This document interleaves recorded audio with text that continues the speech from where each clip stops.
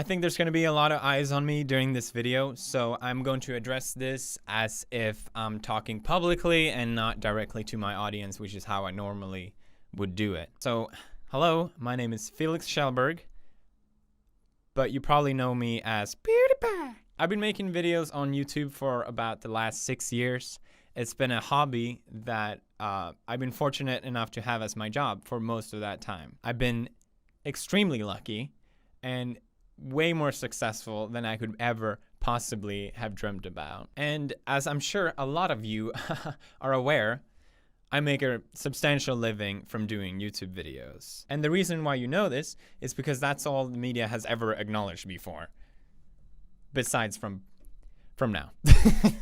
I think most internet personalities can agree with me that the media generally doesn't like us very much. Variety, for example, posted in 2013, "If PewDiePie is YouTube's top talent, we are all doomed." That was sort of my introduction to the media. This is in 2013. And although I don't think I understood it at the time, I think what this article shows more than anything, old school media does not like internet personalities because they're scared of us. We have so much influence and such a large voice, and I don't think they understand it, and that's why they keep this approach to us. I actually did an interview in 2014 with the Wall Street Journal, and before then, I didn't really do interviews because of this.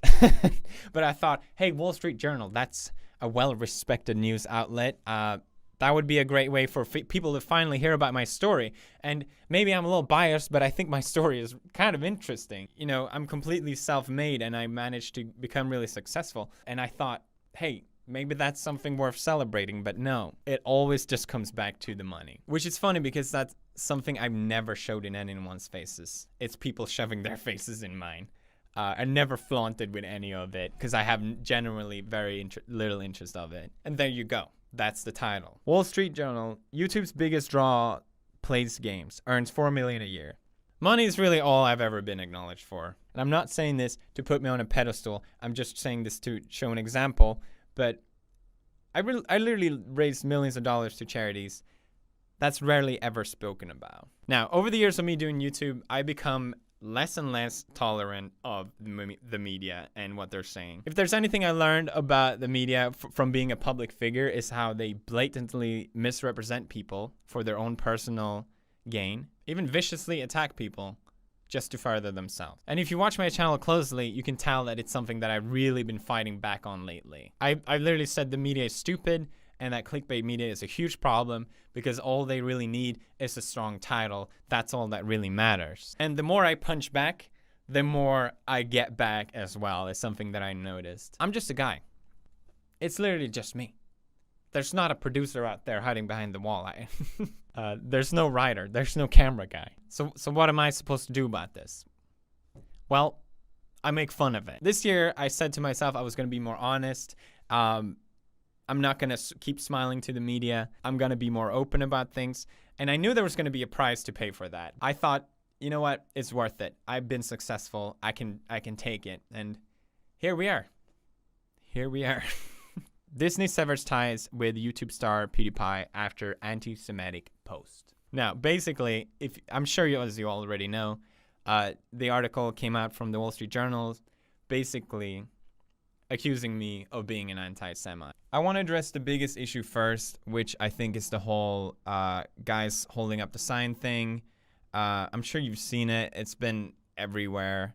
A lot of people loved the video, and a lot of people didn't. And it's almost like two generations of people arguing whether this is okay or not. But regardless of that, I just wanted to reiterate that my intention was just to show how stupid the website is and how far you can push it by paying $5. I'm sorry for the words that I used, as I know they offended people, and I admit that the joke itself went too far.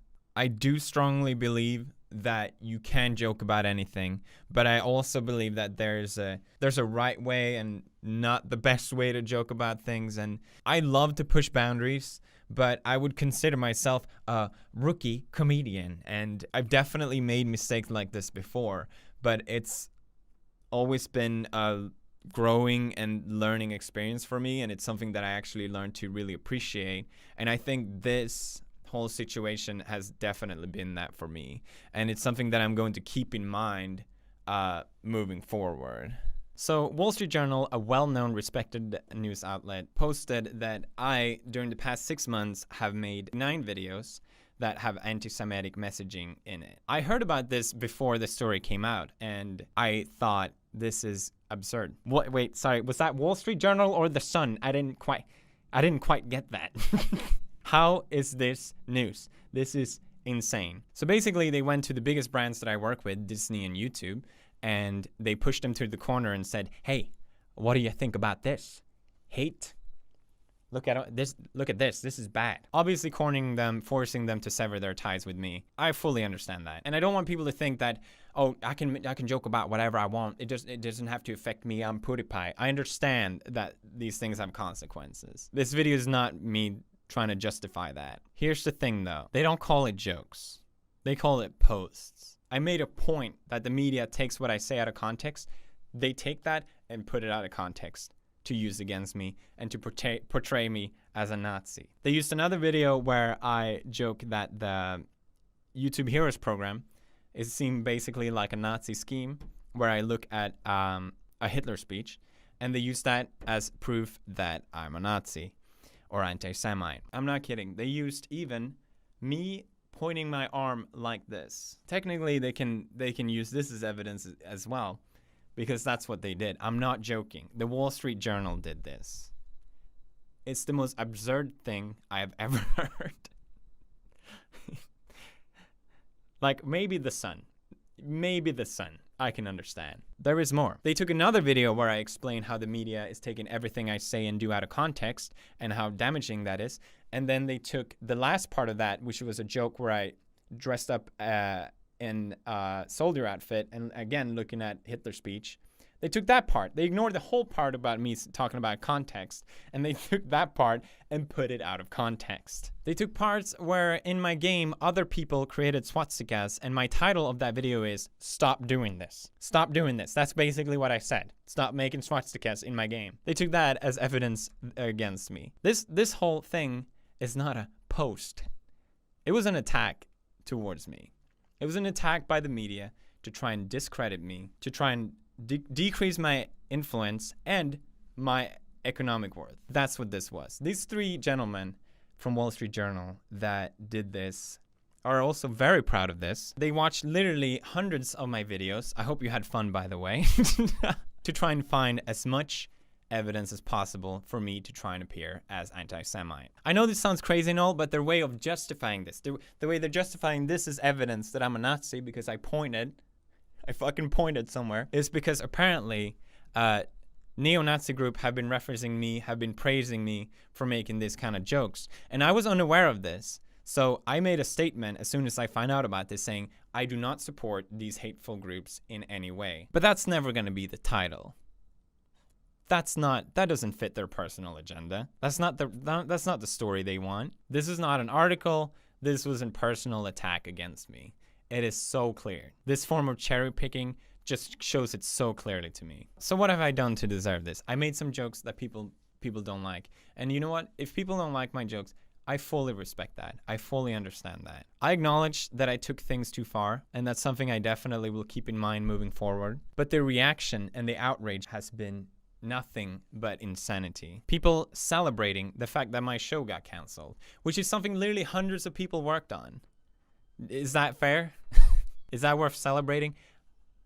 Over some jokes that you disagree with? J.K. Rowling is apparently not a fan of me. Again, it's fine to not agree with someone's sense of humor, but calling me a fascist, how is that helping anyone? Some people have been saying that these jokes are normalizing hatred. Regardless if that's true or not, spoilers, it's not, unless there's 53 million Nazis watching me for some reason. A personal attack like this to portray me as anti-Semitic is doing no one a favor. You're targeting some Swedish guy that tries to be funny. Most of the time, it doesn't really go well. Very offensive. But he means well. But is there any hate in what I do? No. Absolutely not. Personally, I think they are the ones normalizing hatred, because there is actual hatred out there. I'm just pointing with my hand. Calm down. There's actual hatred out there. There's actual issues. Instead of celebrating my show getting canceled, why don't we focus on that instead? Why don't we focus on some real issues? Why is that the way to approach things in 2017? I'm still here. I'm still making videos. Nice try, Wall Street Journal. Try again, motherfuckers. Finally, I want to give the the warmest thanks to everyone who supported me. It's been incredible to see. Thank you, everyone in the YouTube community. Hey, it means a lot. Thank you. Thanks.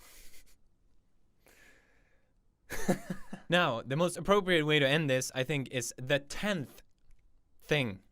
The 10th secret Nazi thing that went right past Wall Street Journal. I can't believe they didn't notice it. Our secret Nazi salute. The bro fist.